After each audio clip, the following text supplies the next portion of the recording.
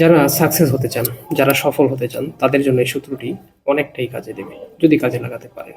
আপনি যখন গুরুত্ব দিবেন আমার এই কথাগুলো, আপনার একটা পরিবর্তন আসা শুরু করবে। কি করবেন?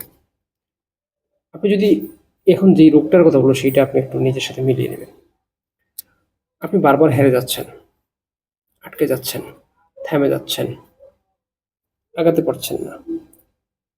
ফর এক্সাম্পল ধরেন আপনি বিজনেস করছেন, আপনার বিজনেস স্কেল করতে পারছেন না, মানে বিজনেসটাকে বড় করতে পারছেন না। কোথাও একটা গিয়ে বাধা সৃষ্টি হচ্ছে, আপনি আবার পড়ে যাচ্ছেন, উঠে দাঁড়াচ্ছেন, কিন্তু গ্রো করতে পারতেছেন না। বিজনেস বুঝেন, ক্রাইসিস মোকাবেলাও করেন, কিন্তু কোথায় যেন আটকে আছেন। এইটার একটা ফর্মুলা আমি আপনাদের সাথে শেয়ার করি। কারণ এই যে বারবার পড়ে যাচ্ছেন, হেরে যাচ্ছেন, থেমে যাচ্ছেন, আটকে যাচ্ছেন, এইগুলো আপনাকে কি করছে? আপনাকে দমিয়ে দিচ্ছে, আপনার উৎসাহ নষ্ট করে দিচ্ছে। আপনি ডিমোটিভেট হচ্ছেন, ডিপ্রেসড হচ্ছেন। একসময় মনে হয় আর পারবো না। না, এই জায়গাটাতে আপনাকে এটা সিদ্ধান্ত নিতে হবে, কাজ করতে হবে। আপনি আবার নতুন করে শুরু করেন। শুরু করার আগে শুধু একটা কমিটমেন্ট নেন। আপনি নিয়মিত থাকবেন, কনসিস্টেন্সি মেনটেন করবেন, ডিসিপ্লিন মেনটেন করবেন।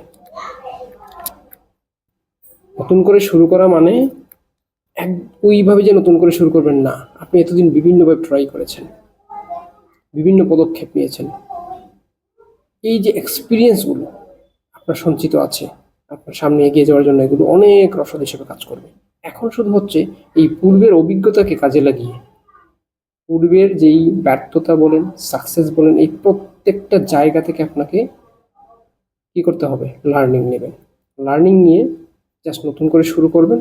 নতুন করে শুরু করা মানে নতুন করে শুরু করা নয়, এই নতুন সেই নতুন। এটা হচ্ছে আপনাকে শুধু একটা সিদ্ধান্ত নিতে হবে, আপনি কনসিস্টেন্সি মেনটেন করবেন, আপনি ডিসিপ্লিন মেনটেন করবেন।